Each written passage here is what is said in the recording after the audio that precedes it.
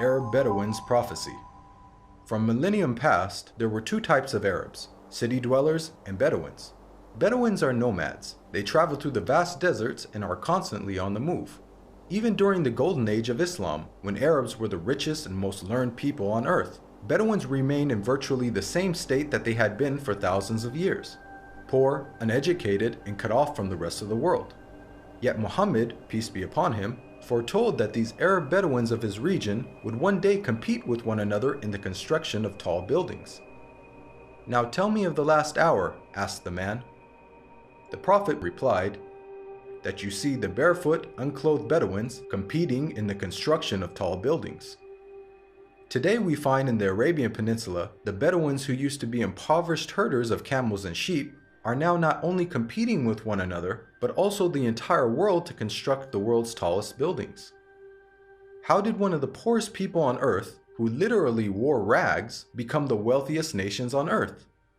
One thing that made this rapid change possible was the discovery of oil. The seemingly empty deserts of the Bedouins had it in abundance. They went from camels to Cadillacs in a single generation. The construction of tall buildings among the Arab Bedouins has even reached Mecca, Muhammad's city of birth. The last few decades have seen a massive surge in building construction in Mecca. The famous Mecca Clock Tower is currently the third tallest building in the world.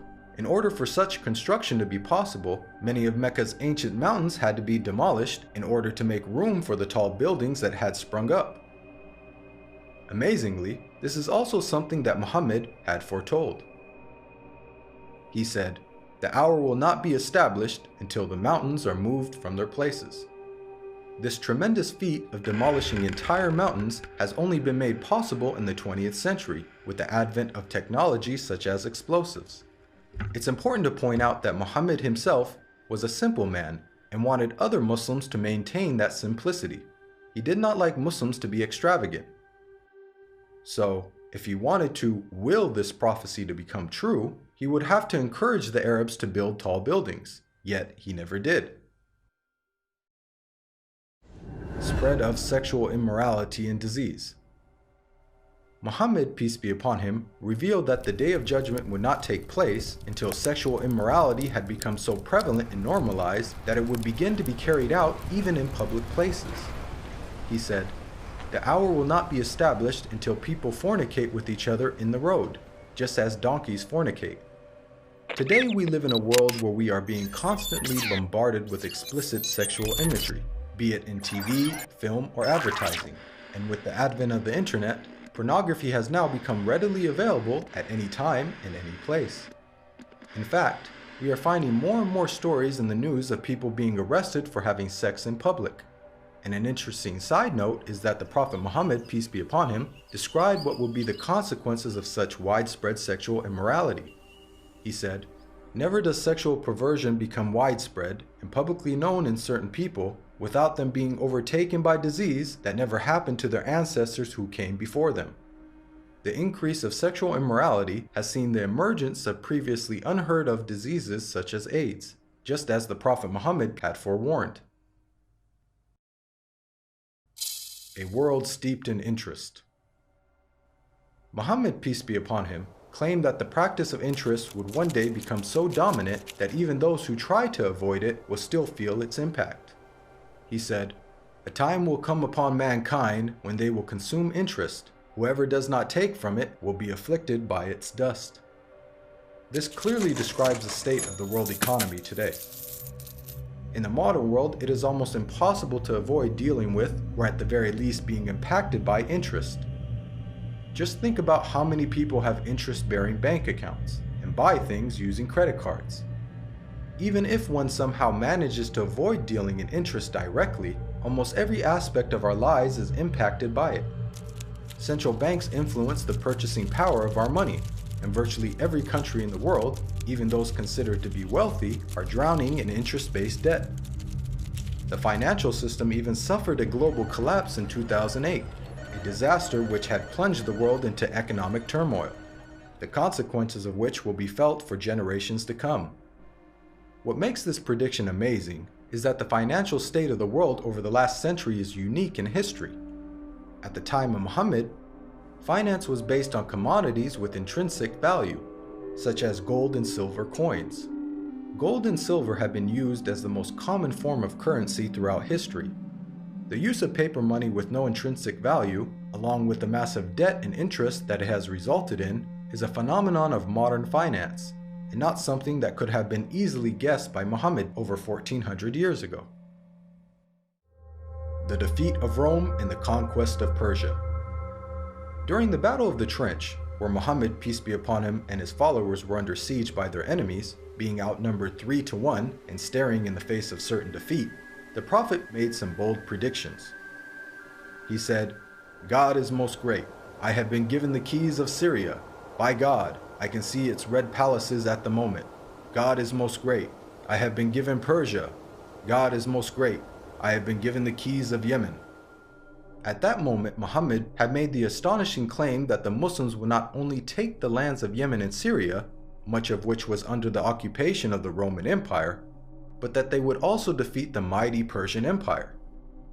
Historically, Muhammad's companions saw this prophecy fulfilled before their very eyes, as they went on to defeat the Romans and conquer Persia. What are the odds that the Muslims, who lacked economic and military strength, could topple the superpowers of the world in such a short span of time? The astonishing way that the Muslims defeated the superpowers captured the world by surprise. As historian Barnaby Rogerson explains, you have to remember that the two great superpowers were the Byzantine Empire, i.e. the Eastern Roman Empire, and Sassanid Persia. They were the dominant superpowers. If you're putting it in a modern parlance, it's a bit like the Eskimos taking on the United States of America and Russia. No rational person would have ever conceived of such a possibility. The sentiment is echoed by historians who cannot explain how Islam became such a dominant force so quickly. Professor of Byzantine Studies Andrew Louth wrote, "The speed with which the eastern provinces of the Byzantine Empire succumbed to the Arabs remains to be explained by historians." Prevalence of writing.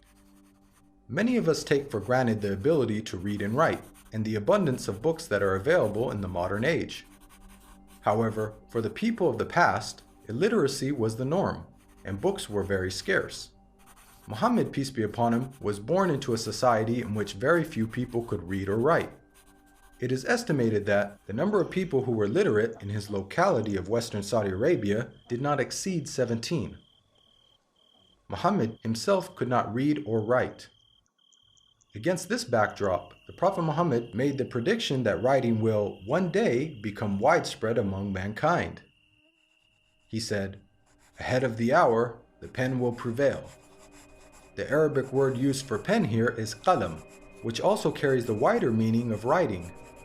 This perfectly describes our world today, in which it is the norm for people to read and write, and there is an abundance of books, newspapers, and magazines. This has only been made possible thanks to 15th century technological advances, such as printing that took place over 800 years after Muhammad's prophecy. And with the advent of the internet, writing is spreading even more. Anybody with a computer or smartphone now has access to millions of books with just the click of a finger. It's quite powerful that Muhammad, who could neither read nor write, prophesied the spread of reading and writing.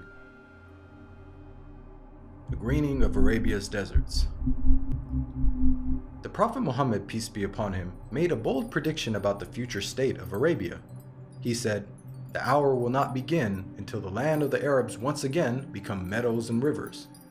This narration anticipated the greening of Arabia's extensive dry desert environment.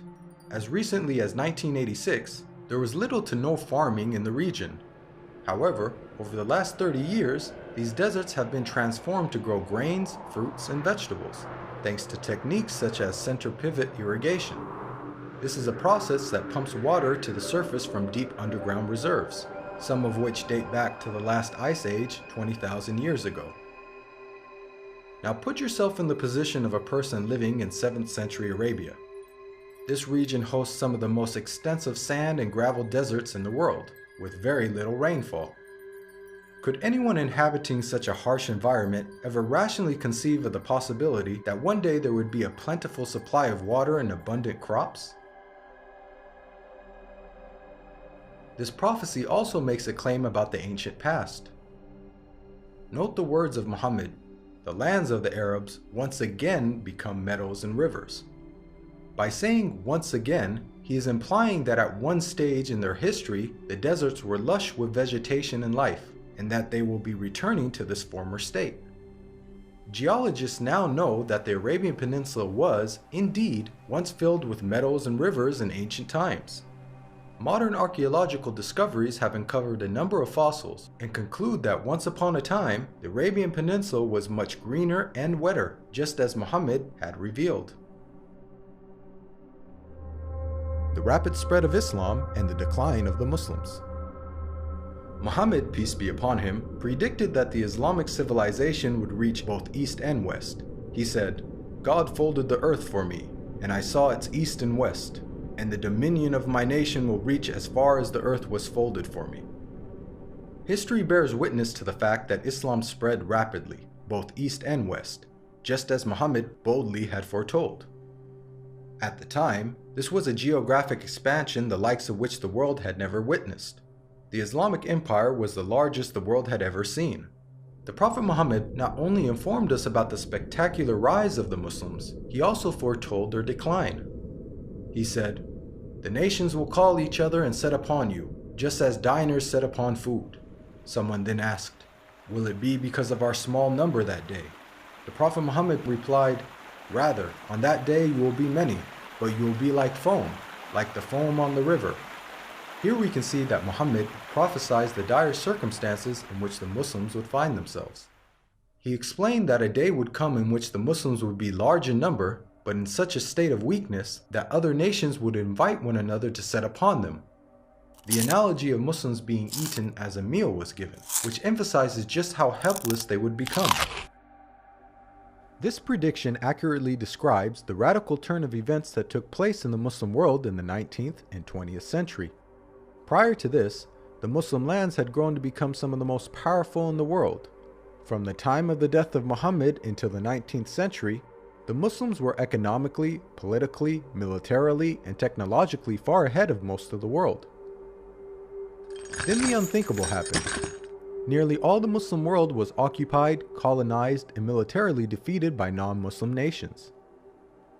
Russia had annexed the Caucasus. France controlled Algeria, Morocco, and Tunisia. Great Britain occupied Egypt, Syria, Iraq, Palestine, and India. And the Dutch controlled Malaysia and Indonesia. Of the 50 Muslim countries that exist today, only a few survived occupation, and the ones that did were still subject to colonial masters. All of this is just as the Prophet Muhammad had predicted. At the time, there was an estimated 200 million Muslims, representing 12.5% of the world's population.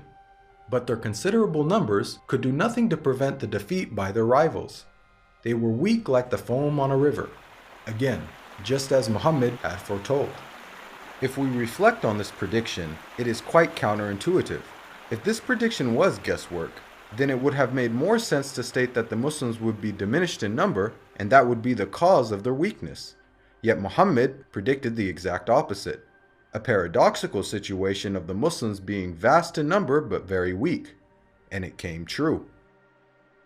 Historically speaking, when religions lose their influence on the world stage in such a way, it is usually followed by a stagnation or decline in the number of their followers. Yet Muhammad foretold the exact opposite with regards to the religion of Islam. He said that it would continue to grow in terms of the number of followers, to the extent that it would eventually enter every household. He said, "This matter will certainly reach every place touched by night and day. God will not leave a house or residence, except that God will cause this religion to enter it." Today we are witnessing this prophecy unfold before our very eyes. Islam is currently the fastest growing religion in the world, with nearly 1 in 4 people on earth being a Muslim, and is forecasted to be the world's largest religion by the year 2070. This is despite Islam being constantly attacked by the media, the colonization of Muslim lands, and the many wars that have been waged in the Muslim world.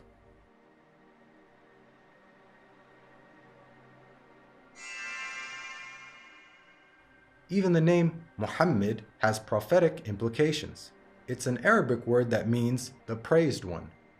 The Quran states how Muhammad's remembrance will be raised. We elevated your mention for you.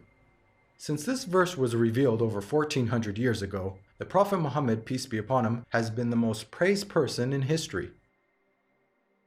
Today, not a second goes by without a minaret somewhere in the world publicly proclaiming the time for prayer and saying, أشهد أن محمدًا رسول الله.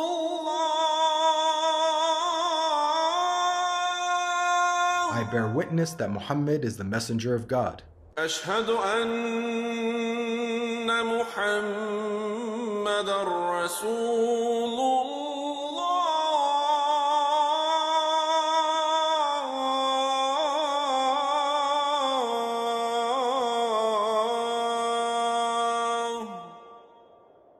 Moreover, the name Muhammad is consistently the most popular name given to newborns across the globe.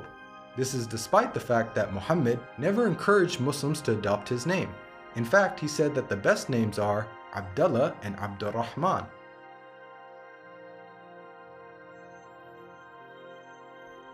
Now, we've analyzed a number of the Prophet Muhammad's prophecies, which were made over 1400 years ago, and have seen how he has accurately foretold many things. Purely from the standpoint of basic probability, for someone to accurately guess about such future events, which spanned across multiple nations in different time periods, many of which were outside the sphere of Muslim influence, to give so many predictions without making a single mistake is utterly impossible. Today, millions of people believe in false prophets and follow false systems for guidance in life. As human beings, we're willing to follow false prophets, man-made systems, and baseless superstitions, but why don't we accept the real guidance when it comes from God? God empowered the Prophet Muhammad with accurate prophecies as a way for us to distinguish the true prophets from the false. Truth has now arrived, and falsehood perished, for falsehood is, by its nature, bound to perish. This video is based on the book, The Forbidden Prophecies. To learn more about the evidences for Muhammad's prophethood, please download your free copy of the book at the link below.